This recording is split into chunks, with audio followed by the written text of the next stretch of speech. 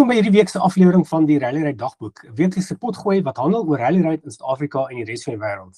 My naam is Isak Beitel, ek is 'n aktuaris van professie, maar 'n groot aanhanger van hierdie wonderlike kategorie van motorsport.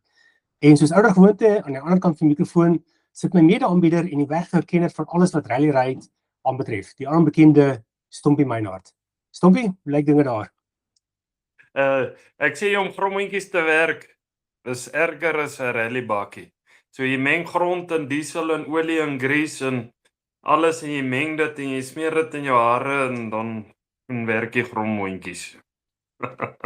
Haasje. Nee, lekker Isak. Hallo, my naam is Stompie Meinhardt. Ek kom van 'n klein dorpietjie met die naam van Stella. Ons is almal mal oor die sport hierso. En ja, ek hoop ons kan lekker gesels om Janie en ek dink is en welkom hier by ons vanaand en ek dink ons gaan lekker gesels oor. Goeienaand, ja, baie dankie julle, baie dankie vir die ding dat ons hier kan bietjie praat. Ek dink julle het 'n goeie ding aan die gang en ons hoop maar dit loop mooi. Dis 'n goeie ding wat julle besluit het om te doen, want as jy sien as die tyd verby, dan is die helfte van die mense nie meer daar nie. Ja, nee, ons wil daarom 'n bietjie ligtheid gee vir al die interessante stories en so aan. So Stompie gesê het, baie bevoorreg om met Janie Visser te gesels, 'n oud nasionale kampioen in die produksiekategorie van die Rally Ride kampioenskap in Suid-Afrika en ook as deel van die Visser familie, weet wat diep spore getrap het in die sport. Beide is deelnemers, baie kompeterende deelnemers, maar ook met die noue betrokkenheid by die Babberspan motorklub. Janie, weer eens baie welkom by die Rally Ride Dagboek.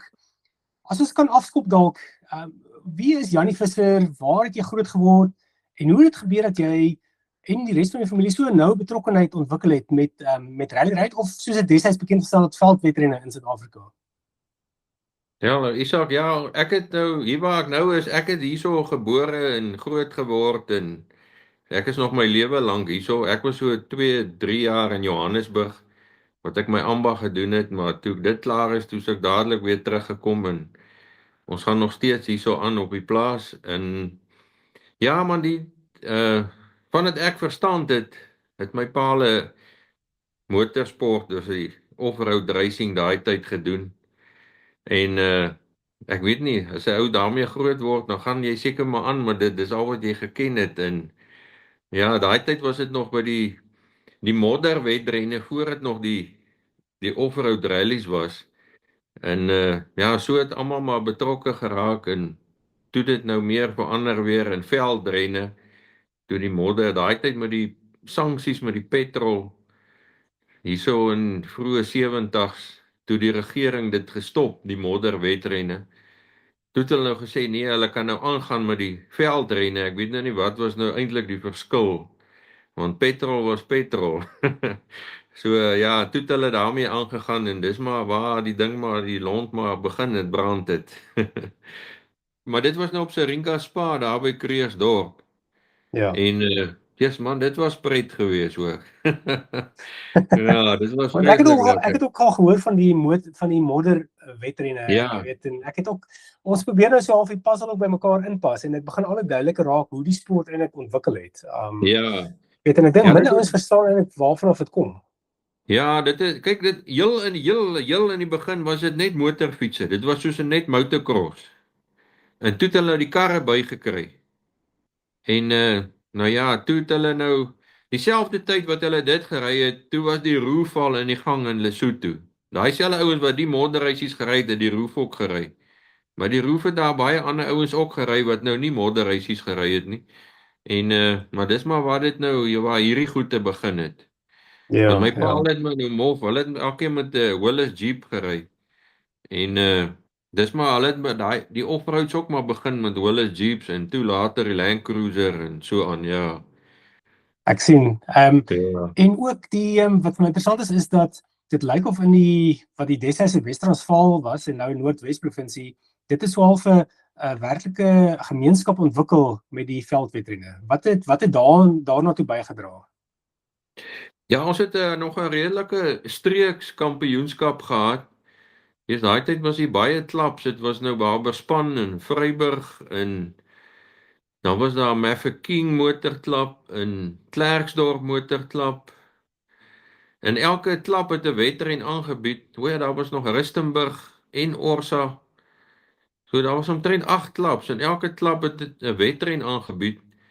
En dit was 'n groot kampioenskap gewees daai tyd. Daai tyd was dit nog Stella Land en toe word dit nou later Noordwes en toe nou weer nou soos Northern Regions.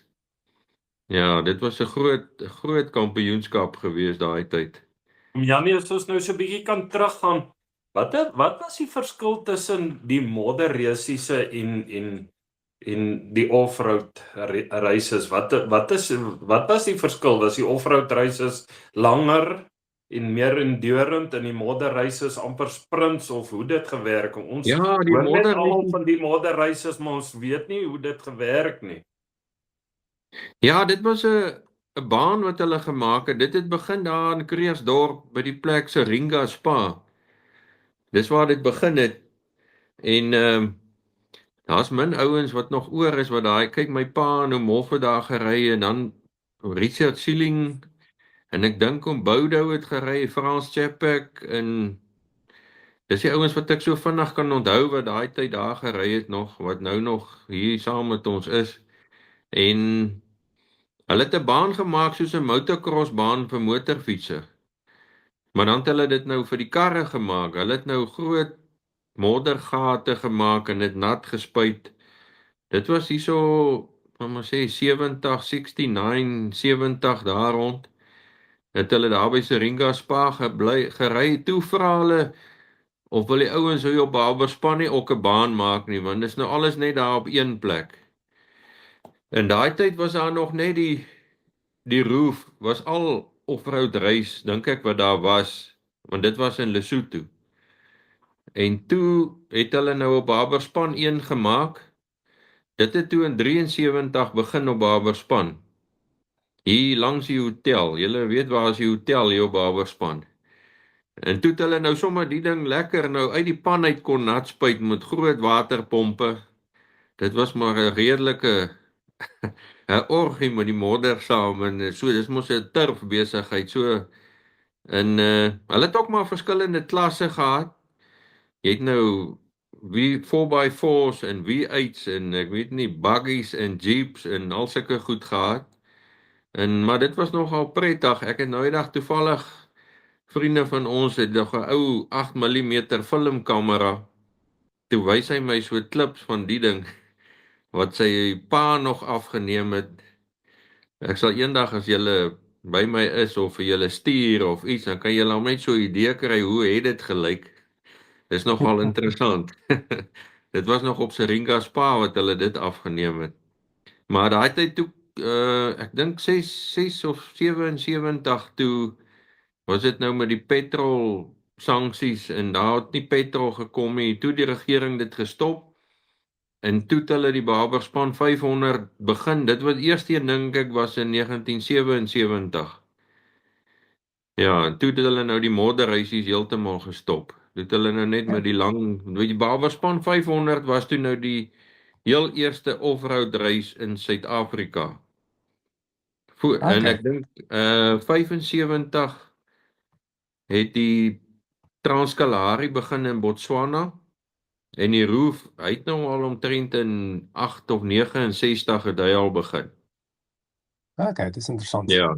Dit is baie interessant ook. So 'n bietjie gepraat van die Barberspan motorklub wat nou een van die oudste en bekendste rally-raid of weet destyds was nou die veldwedren klubs in die land gewees. Ja. As ek reg verstaan, die klub is begin in 1973 en het in 2023 sy 50ste bestaanjaar gevier. So as mens nou agneem dat wat die formele ontwikkeling van die sport aanbetref, die eerste nasionale kampioenskap het eers in 1978 plaasgevind. So daar was 'n hele tydjie wat daar die klub bestaan het, maar wat dit meer op 'n informele basis aangegaan het. Wat kan jy vir ons vertel van daardie aanvanklike begin daar, wat het gelei tot die stigting van die Barberspan motorklub? Ag, hulle het maar besluit, hulle was maar so 'n paar boere. Jy weet maar 'n paar boere as hulle by mekaar is, want hulle baie planne en die ouens van ek dink dit was die Sportskar klub wat daai tyd die eerste wedrenne daar by Seringa Spa aangebied het. toe voordat Barberspan Motorklub gestig is, toe almal hierso in die sportkarklub behoort in Johannesburg. En toe het hulle ons nou gevra of hulle hier 'n wedren wil aanbied of modderreisies of wat ook al. En toe die ouens besluit sommer hulle gaan nou hulle eie klub begin hierso. En nou ja, toe daai modderreisie, dit was nogal 'n groot storie gewees vir die gemeenskap. Ek dink hulle het 2 wedrenne in 'n jaar gehou. En daar was nou nie geriewe en paviljoene. Die ouens het sommer hulle lorries en sleepwaens om die baan getrek en die mense het met stoele bo op dit gesit. En hulle het nou die aand na die modderreisies het hulle nou 'n heel groot party gehad daar by die hotel wat hulle R1 toegang gevra het vir persone om te kom. En ja, dit het gelei tot nou groot kuier en toe daardie mense nou besluit nee, maar hulle gaan nou gereeld sulke funksies maar hou en bietjie saamkuier en ons het nooit fisiese klaphuis gehad nie. Hulle het maar altyd maar hier en daar in 'n stoor bymekaar gekom en besluit wat gaan gebeur en nou ja, so die lede al meer en meer geword en ons het nogal groot name in ons klub gehad. Wat nou, ek weet nou oom Henny Reyneke, Apie se pa, hulle het ook saam met my pa hulle gery. Apie hulle was bietjie agterna, nou oom Henny hulle was almal Springbok manne gewees, so hulle het almal uit ons klub uitgekom. So ja, die klub het gegroei van daai tyd af. Op 'n stadium was ons hier by die 200 lede gewees.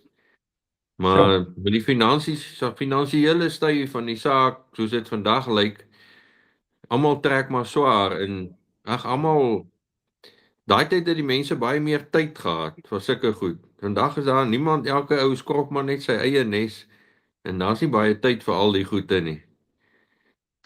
Jy het vlug genoem van die Barberspan 500 wat toe die sport nou meer formeel begin raak het, was dit 'n jaarlikse hoogtepunt geweest vir die deelnemers, 'n baie gewilde wedren op die nasionale kalender.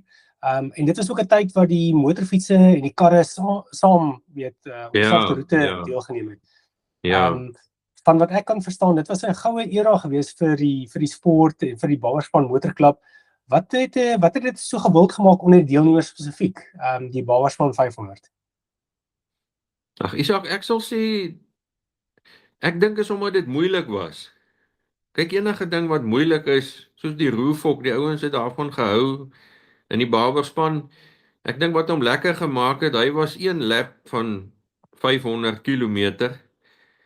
Dit was moeilik, dit was nie maklik nie en as jy nou daar in die verre, jy moet so ry dat jy kan terugkom want dis as jou kar 250 of 300 kilos van hier af breek, moet jy sorg dat hy weer terugkom hierso. So jy moet maar kyk na jou kar ook, is nie net kyk wie is die vinnigste, jy moet maar met jou kop gery het. En ek dink maar dis waaroor dit gegaan het. Dit was mooi in baie jare was dit baie nat geweest, ander jare weer baie droog, maar die nat jare was baie nat geweest. Kyk, julle in die begin, die heel eerste Barberspan 500, het hulle gehou by die golfklub op Delareyville. Dit het daar gestart en gefinish. En toe die tweede en derde en vierde jaar, toe het hulle dit daar by die skougronde op Delareyville gehou. En toe het hulle dit hierso Leeupan toe geskuif, maar die start was daar aan die oorkant van die pan. Dit was nie hierso waar dit nou is nie. Dit was aan die ander kant van die pan gewees.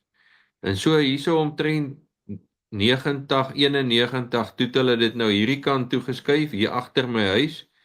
Toe was die venue of die dokumentasie goed was sommer in hierdie storie agter my huis en toe het ons later 'n klaphuis gebou en nou ja, van toe af is dit nou nog al die tyd daar nou, dis nou al 3-4 jaar, seker al 5-4 jaar, maar dit is glad nie hier kan ry nie, waar die water te veel is. Ja. En die water lê nou teen hierdie storie agter my huis, jy kan nie glo nie. Jo. Ja. Ja, nee.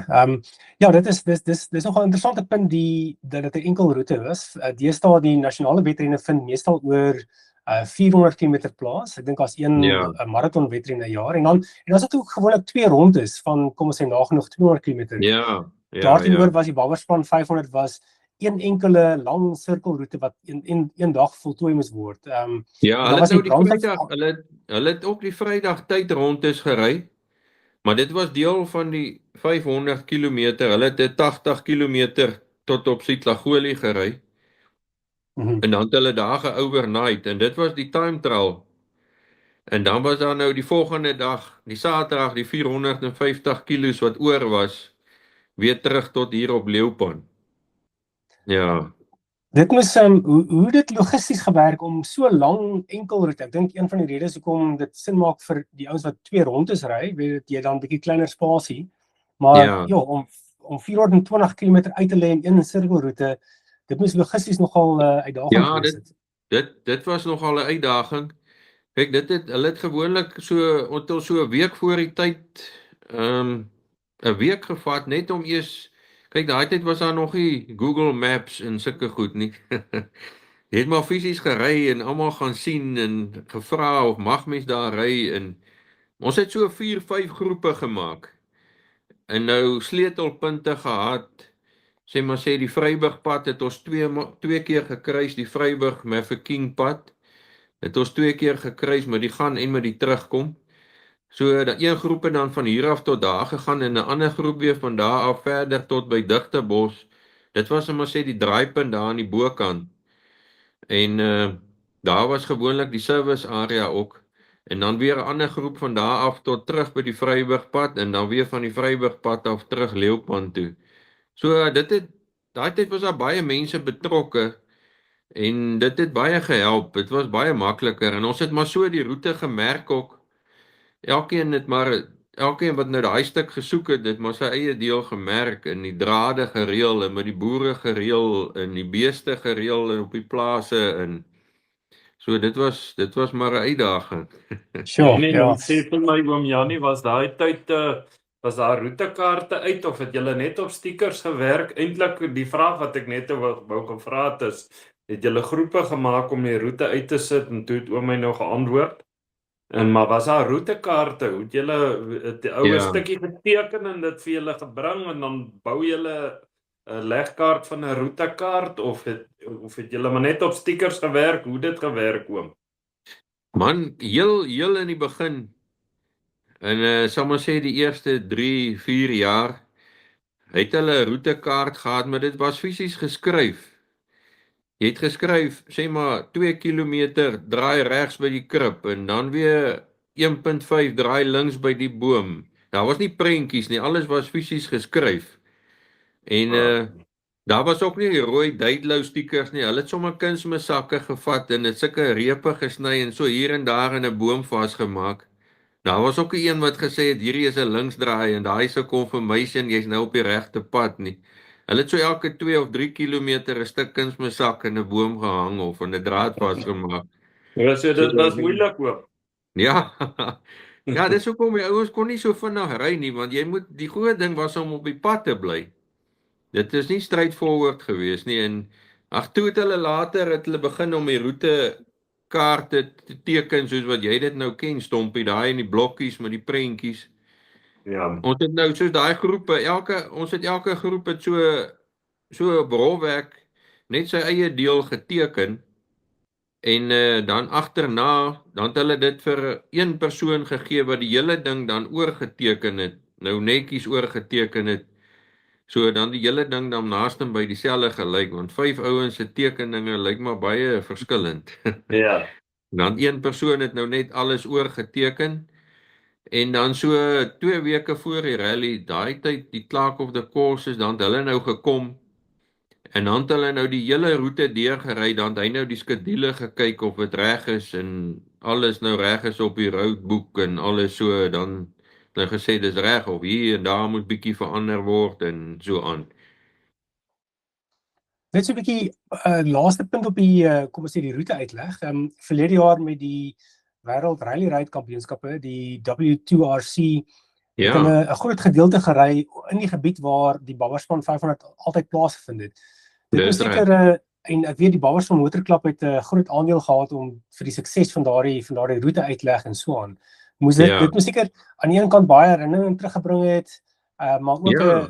interessante nuwe uitdaging gewees het want die spoed van die karre is soveel hoër. Ja, dis 5 maal hoër as wat dit altyd was. Jy moet nou ook jy moet nou jou kaart wat jy nou teken moet nou in verhouding bly met die spoed van die voertuig. Nou ja, toe ou oorlede Rudy het toe nog die roete geteken. So hulle weet nou beter wat die spoed van die karre is. So hy doen mos die rally raid se roete ook altyd gedoen. So hy kon vir ons sê, ons het die roete uitgewerk en hy het dit net kom teken agterna toe ons nou klaar was met die hele roete. So maar ja, dit was lekker om weer die paaie te ry. Party paaie het baie verander, party plase het baie nuwe drade bygekry en nuwe eienaars. Maar dis lekker om die jong kinders, ons seuns en ander jonges wat bygekom het, dat hulle ook nou sien hoe werk dit en hoe het dit deur die tyd gewerk. So ag hulle moet dit maar sien dat hulle maar kan aangaan met dit, anders gaan die spul doodloop. Ja. En miskien net laastens oor die Barberspan motorklub. Is daar planne om dalk weer op die nasionale kalender 'n wedrenne aan te bied? En oor die algemeen, hoe lyk die toekoms van die Barberspan motorklub? Ag nee, die toekoms dink ek lyk goed. Ons klap is nog sterk. Ons hou elke jaar ons regional event en ons beplan nou hier in Augustus maand weer so social dingetjie vir al die klaplede. Laat almal 'n bietjie bymekaar kom. Dis nou nog nie op die map sal ek sê, maar ons is al besig om iets te reël. En nee wat, ek dink dit gaan goed met die klap. Ek glo dit sal regkom. Kyk almal, dit gaan nie so maklik soos daai tyd nie. Jy moet maar baie goeders doen om die mense bymekaar te kry en daar's so baie funksies en goed aan die gang. Elke naweek 'n ander ding aan die gang en ag ja, ons sal graag 'n national weer wil aanbied. As die national kommissie dit hier wil hou. Maar nee, ons sal dit graag wil doen. Ek glo dis in ons vermoë om dit te doen. Soos met die rally raid, dis maar dieselfde ding. Jy gaan maar net bietjie verder, dis maar al. Ja. Is ook vir my so motorklap soos Barberspan motorklap. Is dit 'n harde werk om so klap menende praat nou nie van die klap hy self nie, maar om so klap aan die gang te hou om die lede almal hoe lok julle lede na julle klap toe of is die lede maar vrywillig verplig om aan te sluit of hoe werk dit en hoe so klap in stand met finansies en wat doen julle alles oom? Ja, nee, ou Stompie, dis 'n goeie vraag. Dis maar moeilik. Ons het maar altyd toe ons nog nationals gery het. Ek meen, jy weet nou daar as jy klaar is en daar word nou so 'n bietjie gesels en feite uitgeruil so na 'n wedren. Dan kry jy nogal 'n paar lede daar wat nou hou van wat hulle hoor en wat hulle sien en toe het ons nogal baie lede getrek daarso. En so, maar nou dis moeiliker. Dis hoekom ons try nou so sosiale byeenkomste hou om bietjie meer jong mense in te kry. Want dis maar al hoe jy mense nou kry. As jy moet jong mense inkry om te kom deelneem. Want anders gaan jy nie mense bykry nie. Want die mense wat nou deesdae ry is so min. En almal se finansies trek maar swaar en hy doen maar net wat hy kan om te survive. Die rally is maar 'n bysaak. So jy moet maar mooi werk om 'n ou te kry om hier te bly. As ons bietjie kan gesels oor sal ek sê die Visser familie dinastie wat veldwedrenne en weer die rally raid aanbetref. Jou pa Chris Visser senior, jou oom Mof Visser het in die era deelgeneem soos jy genoem het net voor AP Reyneke en Hans Grobler en Bux Carolyn, Richard Schilling en daardie ouens. As ek reg verstaan het jou pa onder andere die Roof of Africa gewen in 1975 en hulle was veral saam met Mof Visser baie bekend geweest as uitstaande produksievoertuigbestuurders, oftewel soos die spesiale voertuig ouens sê die bakkiebestuurders. Wat hulle onderskei van die Sandmasters. Wat is jou herinnering van daardie generasie van deelnemers? Ja, dit is nogal interessant. Daar's nie meer baie van hulle oor nie. Ek weet oom Boudou, hy het saam met my pa gery en oom Richard Schilling. Frans Chapek en Henny Reineke, Appie se paale. En nee, so dit was my paale dink ek as ek reg kan onthou, sy eerste rally was in 1971 wat hulle die Roof gaan ry het. Hy het nou hy was op Ficksburg in die skool. Daar was 'n tegniese skool op Ficksburg. Nou dis mos nou net langs Lesotho. Toe het hy nog altyd gesê van skool af, nee, hy wil nog daai reisies gaan ry daar in die berge. En toe het hy nou in 71 gaan ry en toe het my oupa vir hom hof gesê, nee, jy moet saam gaan dat jy kyk dat die kind aan lewendig terugkom. Nou ja, die volgende jaar toe Mof ook gegaan en ek meen die pelle hier, dan daar nog 'n ou bygekom en dan daar nog 'n ou bygekom en so het hulle al meer en meer geword. En soos jy sê, daai 75, ek meen tye het so verander. Ek meen hulle het 'n splinter nuwe Land Cruiser gekoop vir R5000 en hulle die Roof gaan ry net so standaard. Hulle het net rollbars opgesit en hulle die reisies gewen. En 'n ander oom Andries Visser, hy was 3de en oom Mof was 5de. Ek dink daai jare daar maar net 6 karre klaar gemaak want dit is so baie nat gewees. En daai tyd het hulle nog ook die karre en die motorfietsse was nog een klas gewees. So daar was, ek dink daar was 10 of 9 motorfietsse voor hulle. So hulle was eintlik 10de overall gewees.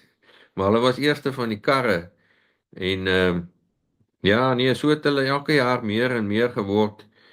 En toe het hulle die Transkalarie het ook goed gegaan. Hulle het omtrent as ek reg kan onthou, het hy in 4 of 75 ook begin, die Transkalarie in Botswana.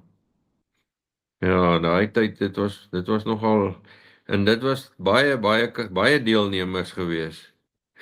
Ja. Ek het oom gepraat, die ouens het sommer 'n standaard bakkie gekoop.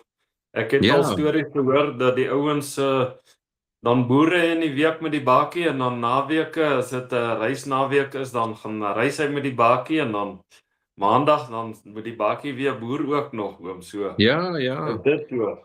Nee, dit is soos daai Land Cruiser ook, ek sê hier was dit hy maar gewerk. Kyk, hulle het ook met die goed maar sê Lesotho en Botswana toe gery pad langs en jy ry hom maar weer terug. Daar was nie 'n trailer of 'n lorry waar hulle die goed inlaai of oplaai en so jy moet so ry dat jy weer kan terugry met hom, anders bly jy daarso. Ja, die Botswana se overnight stop was in die bos gewees. Jy het 500 kilos een kant toe gery en slaap jy en dan kom jy weer 500 die volgende dag terug. En hulle het soos al hulle slaapgoed en alles was agter op die rallybakkie. Daar was nie 'n ding soos 'n service crew en sulke goede nie. Jy het alles saam met jou gery. Jy het nie 'n man agterop saam gery wat die wiele gechange het nie om Janie. Man, hulle het nou en dan een saamgevat om vuur te maak. Ja.